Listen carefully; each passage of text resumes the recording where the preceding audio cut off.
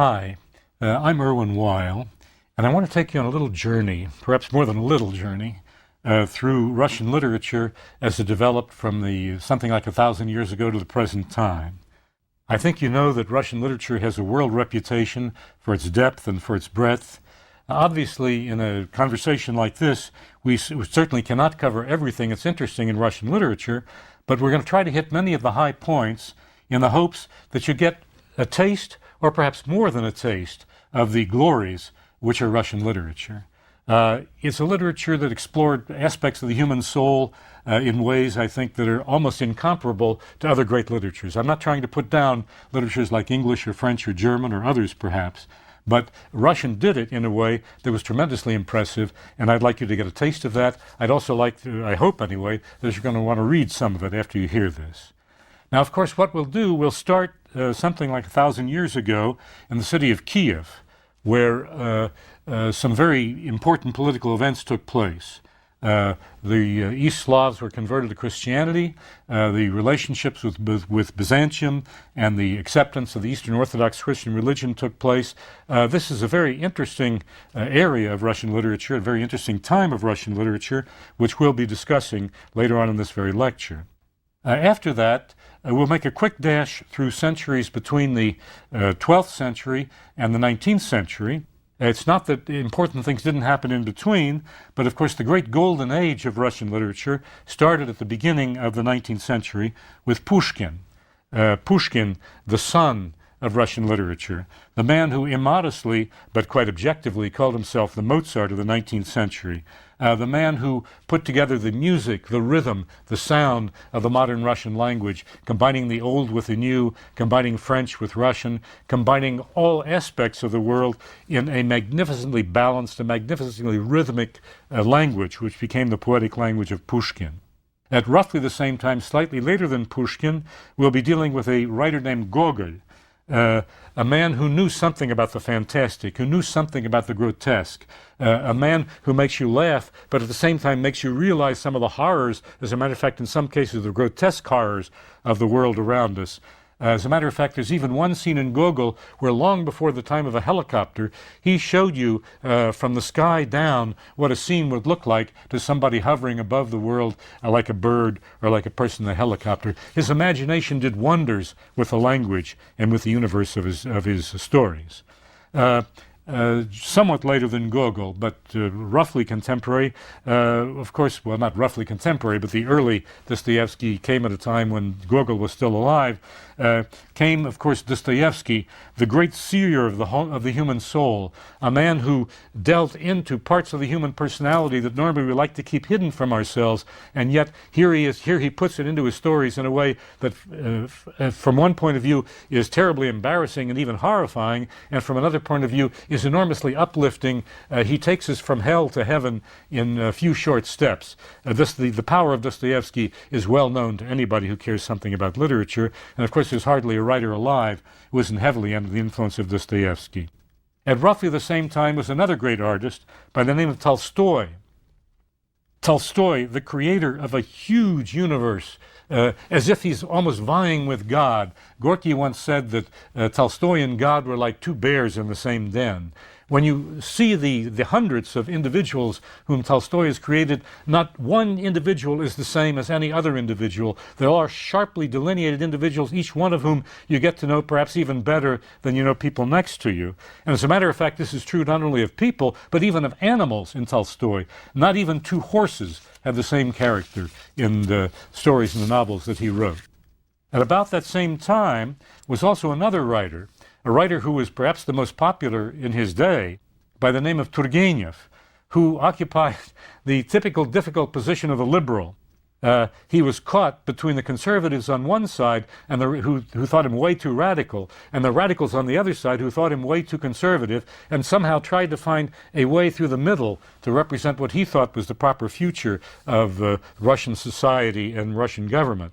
Of course, Turgenev was a marvelously sensitive, beautiful writer, and you'll get some of that beauty, I hope anyway, some of that beauty and some of that sensitivity of his writing. Then we have a writer who stands more or less on the other cusp, the other edge of the so-called Golden Age, Chekhov, the great writer of plays. As a matter of fact, a man who's a kind of a god of the theater in the West today, particularly in America and in Great Britain. A man who also wrote short stories that have a kind of a sensitivity that's really quite extraordinary. He himself was a doctor, and you get some of the sense of the doctor analyzing it and perhaps even dissecting some of his patients in the course of his story. There's something tremendously moving and yet very, very quiet in the stories of Chekhov, a remarkable artist. And of course, talking about a cusp, we then have the writer Gorky, who stands exactly on the cusp between the time before the revolution and after the revolution. With one foot in one part of his writing, he stands in the reality of Tsarist Russia. With the other part of his writing, he stands in the Soviet Union, which fulfilled his dreams of a socialist revolution, but of course he never dreamed what the socialist revolution would lead to. He was somewhat horrified by what he saw, and of course we see Gorky trying to make an accommodation, trying to work through the terrible morals of a situation where a dream come true turns in many ways like a nightmare. And then quite opposite to Gorky is a writer named Mayakovsky, a poet who proudly considered himself the tribune of the Russian Revolution, the tribune of the Bolshevik Revolution, a man who stood for Bolshevik values, for socialist values, who looked toward communism, who looked toward the future, and as a matter of fact, oddly enough, thought he saw the future in the Brooklyn Bridge in New York when he visited the Brooklyn Bridge, which he said became famous because Mayakovsky recited his poetry here. As you can see, he was not the most modest of men, but he was a very interesting and a very powerful poet who came to a very sad end. Again, in contrast both to Gorky and Mayakovsky, is the writer Sholokhov, who, as a matter of fact, won the Nobel Prize with one of his novels. Sholokhov sees the Russian Revolution as a tragedy which wiped out his favorite community, the community of Cossacks for whom he had such deep feeling and great love. In seeing the downfall of the Cossacks, you see the Cossacks before and after the revolution, what happened to them. The Soviet government killed, as a matter of fact, over 1 million Cossacks. You see what it felt like to live through, not from the point of view of those who were ruling the revolution, but rather from the point of view of those who had to live through it underneath in the society, how this felt. You get a marvelous picture of that in Sholokhov's novels. Again, turning to a very different light shed on Soviet reality, we have the writer Zoshchenko, who saw the revolution as wonderful fodder for parody, for satire, for humor.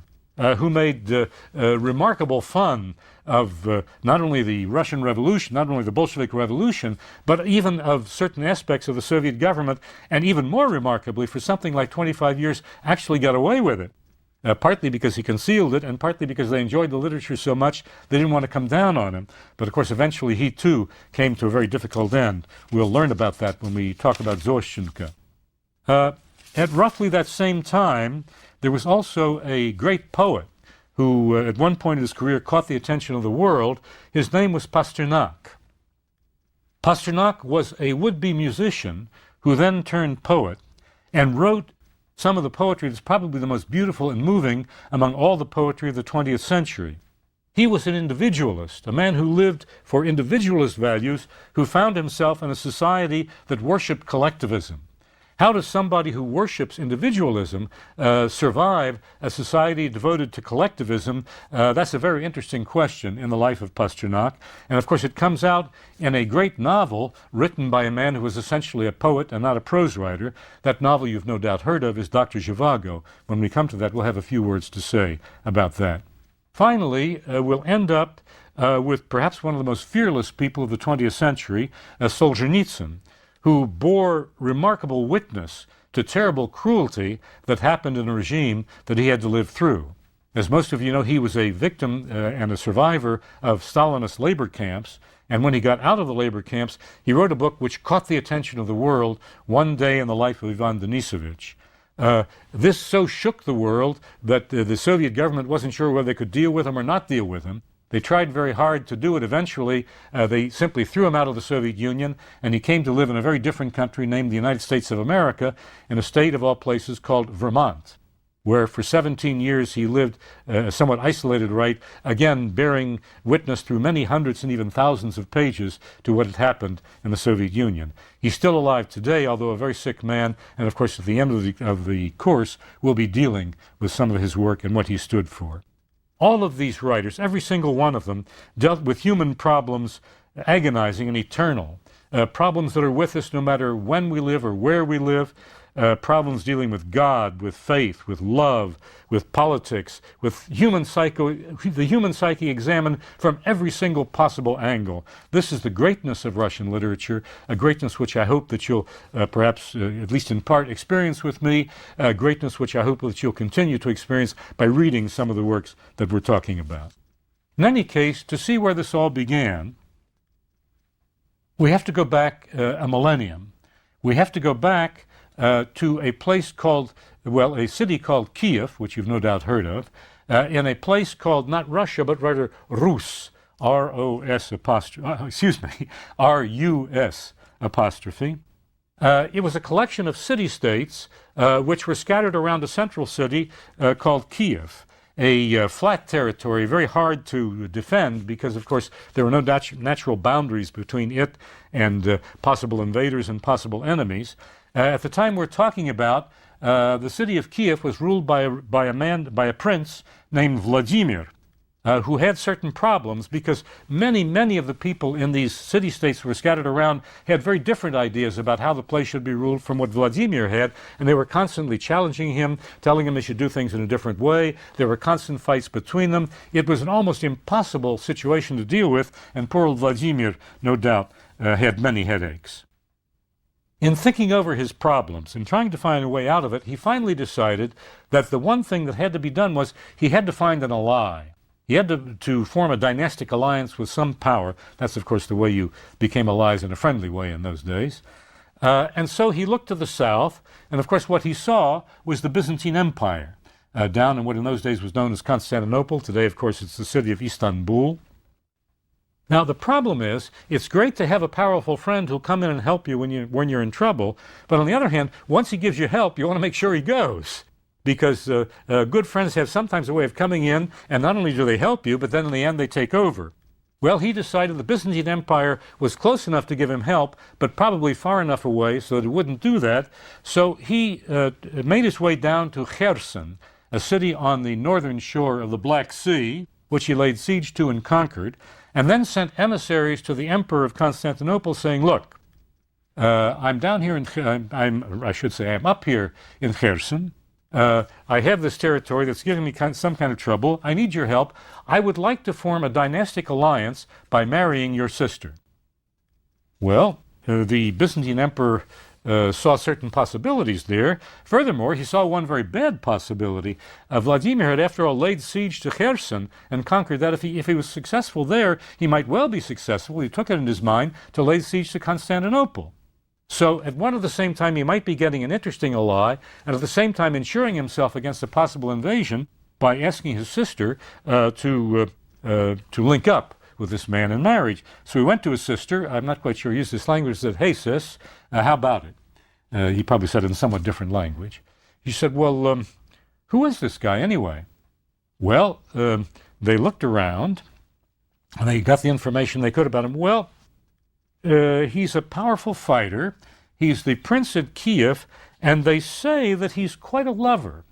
As a matter of fact, he claims to have more wives and concubines than King Solomon did in the Old Testament. And those of you who know the Old Testament will know that this goes above the number 700. When she heard this, she said, hey, what? You want to connect me with that, with some, well, maybe she used the word creep. She certainly should have been inclined toward that word. He said, now look, sis, you got to understand. This is very important. You got to do this for me. Well, she thought it over, and finally she tried to do it.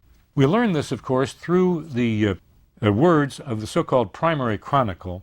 This was a chronicle that was kept from the roughly from the 8th or 9th century through the 11th or 12th century, where year by year, under the headings of those years, by the way, the years were done in biblical years, not Christian years, they took the major events of each year, and many of this information, and of course in some cases just stories, we get through this famous Russian primary chronicle. Well, the Byzantine emperor said, look, you make an interesting proposal. This is something that I might be interested in, but there is one circumstance you've got to be aware of. Vladimir said, well, what could that be? After all, I've made my proposition, you know the situation. He said, well, we're Christians. We're Eastern Orthodox Christians, and in order to do this, to marry my sister, you have to become a Christian.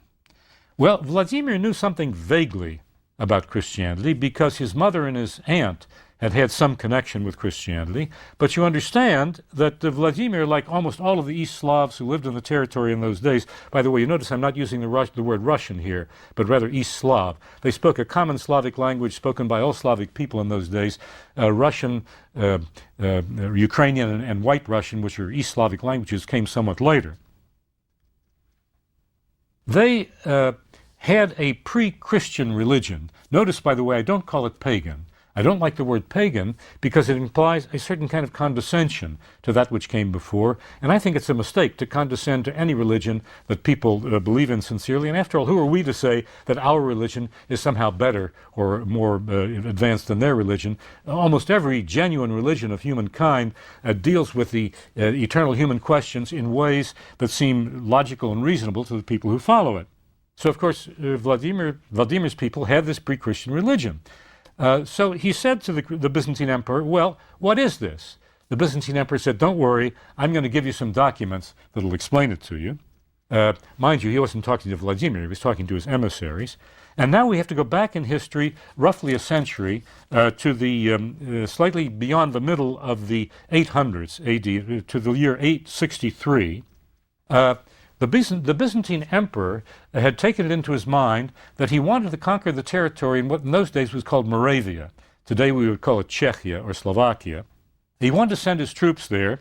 Now, the Eastern Orthodox religion did not insist the way the Roman Catholics did. They did not insist on their language. The Roman Catholics, for many, many centuries, the holy language was Latin. All religious things had to be done in Latin.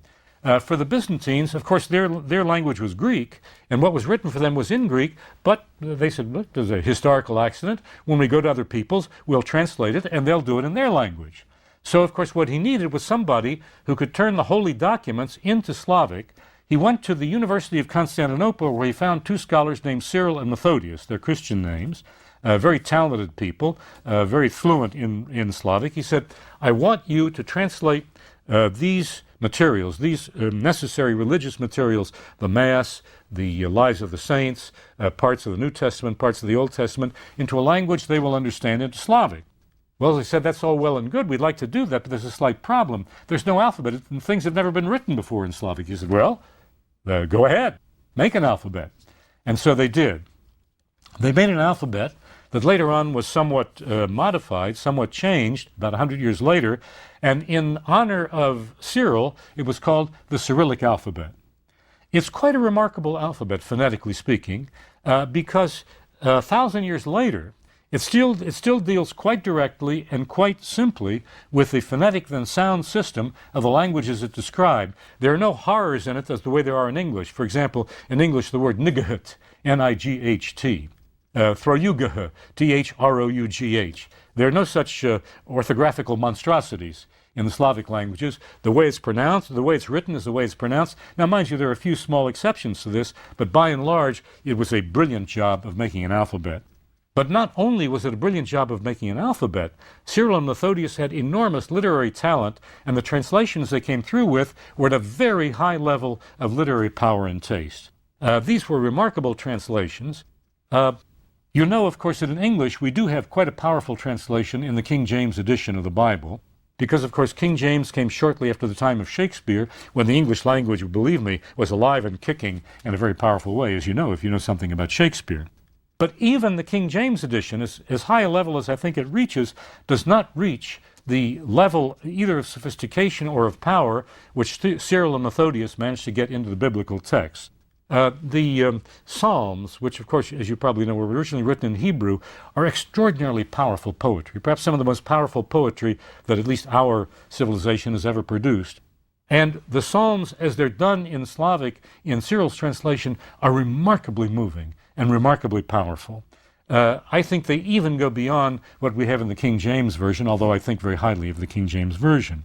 In short, Eastern Slavic and eventually Russian literature got started at the very beginning at an extraordinarily high level of power, of sophistication, of the sound of the language, the use of the language. They got a truly remarkable start.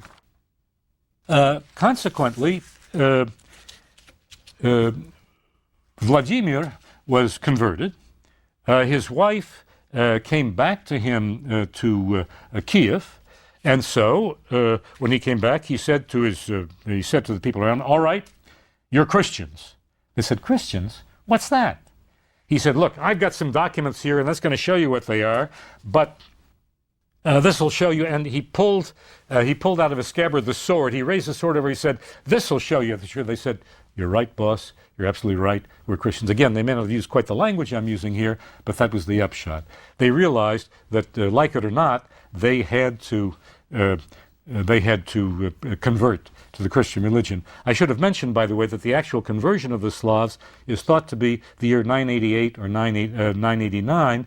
Some of you may know, just not too many years ago, in 1988, even in the Soviet Union, they celebrated a millennium of Christianity in Russia. And of course, this meant a great deal to the Russian imagination and to Russian religion. Well, of course, that was all well and good for the court, but what about the peasantry? Of course, the overwhelming majority of the population of that time. What about the people who worked the fields? What about the people who made up the whole population?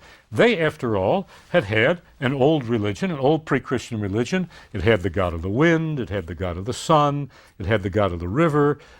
When things happened in nature, they connected it almost immediately with the gods whom they worshipped. In some ways, it's not entirely different from what the ancient Greeks had, that we know, of course, through Greek and Roman mythology. As the Greeks worshipped Zeus, as they worshipped Apollo, as they worshipped Venus, I'm using now I should say Aphrodite, to keep it Greek. As they worshipped these gods, as they identified these gods in the various parts of their lives, so the pre-Christian Slavs identified gods like Dashbog, Stribog, people like that, with the natural part of their agriculture, the wind that was so important for their crops, the sun that was so important for their crops, the rain that was so important, the river to which they ran when water was necessary. All of these things came together in that pre-Christian religion, which was beautifully connected with nature, which was beautifully connected with the seasons of the year, that stood for everything that was deeply important to their lives. And now all of a sudden they were told, "You're going to be Christians." They said, "Christians? What's that?" And again, this time the nobles took the sword out of the scabbard and said, "This will show you what it is." And of course they realized that if they valued the distance between their head and their neck, they had better say they were Christians, and so they did. But of course, it's one thing to say that you're Christians. It's one thing to give lip service to an ideology that people are trying to force upon you. If someone says, "Look, you say what I want you to say or I'll shoot you." Well, they did have guns in those days, although primitive ones, to be sure. As a matter of fact, I think the guns came later. They had bows and arrows, they had swords. If somebody says, "Look, there's a sword over your head, and unless you say what I want you to say, your head's about to come off," most likely, there might be a few courageous persons around, a Solzhenitsyn or two, but by and large, you're going to say, "Okay, I'll say what you want me to say." But it's one thing for them to say it. It's quite another thing what goes on inside of themselves. When the wind blows, they're not going to pray to the Christian God, they're going to pray to the God of the wind. When the sun gets in their eyes, they're not going to pray to the Christian God, but pray to the God of the sun. And so this goes on in many different ways. What you got was a system which in Russian is called dvoyeverие. That is to say, two faiths set together at the same time. And these two faiths went in parallel, of course, gradually beginning to come together through many centuries of Russian history. As a matter of fact, if you roll forward very far to the 20th century, it turned not into dvoyeverие, but troyeverие, because the Marxists were determined to impose their ideology and something they would call their religion on the people. So not only did they have the pre-Christian and the Christian ideas, but also the ideas of Marxism, which they had to take as set in stone. This is something that the Russian people have had a great deal of experience in living through. That is, people telling them, now this is the way you have to think, this is the way you have to feel, this is the way you have to believe, and this is the way you have to act. This combination of religions, of course, made all sorts of psychic problems, and of course no small amount of psychological pains for the Russians, but there's another side to it. It also meant that there was a very, very rich culture with many, many different aspects to it. There was, of course, that marvelous pre-Christian Russian culture, which of course they didn't lose, no matter how much they said they were Christians. On the other hand, there was also this very, very powerful doctrine of Christianity, which after all came not only into the Slavic territory, but it spread through the world among tens of millions of people. It was not any accident that this took hold of people's imagination. The body and the teachings of Christ, the magnificent stories of the New Testament, the very powerful and all-encompassing stories of the Old Testament, the God of the Old Testament who is all-powerful and who, when he, I'm tempted to say his thunderbolts, but of course that was Zeus in Greece. Nevertheless, when the God of the Old Testament wanted to work his will, he worked it very well, and of course there were people who were in very close communication with him. Just, of course, as Jesus Christ, being the Son of God, naturally had a considerably close communication with his own Father, who was God. You put these things together with those pre-Christian teachings, and what you have is an explosively powerful culture which went on through the centuries. What's interesting is that in comparatively modern Russian literature, you have many, many examples of the old pre-Christian faith. Just one or two of them, just to give you some idea. The idea of bird down, of puch, as it's called in Russian.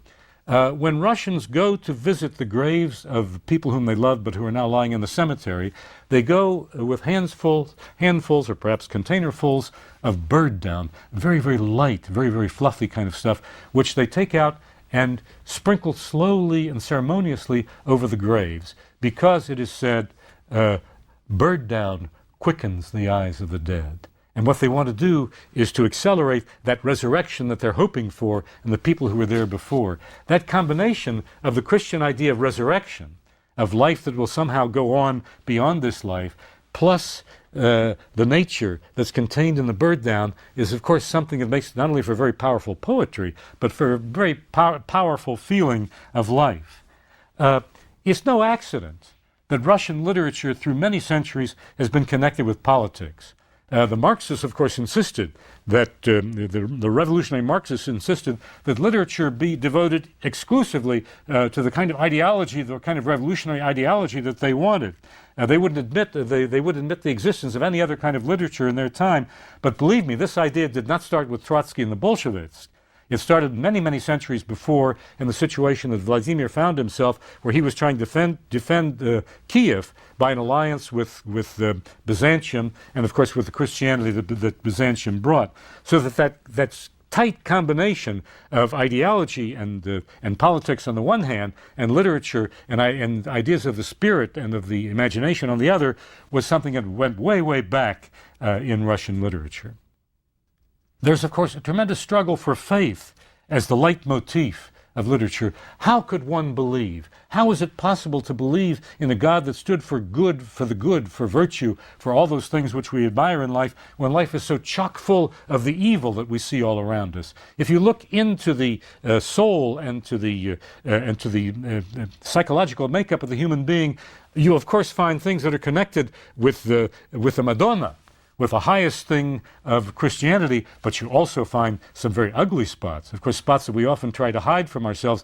But when we look at these spots directly and with full vision, what do we see? How do we make some kind of a connection between the nasty parts of ourselves, that Dostoevsky, by the way, understood very well, and those heavenly aspirations, which, by the way, Dostoevsky equally well understood? How do we make that connection? That goes way back into the history that I'm talking for now and becomes a kind of a leitmotif throughout all of Russian literature. Does God exist? Well, yes, he does exist, or she does exist.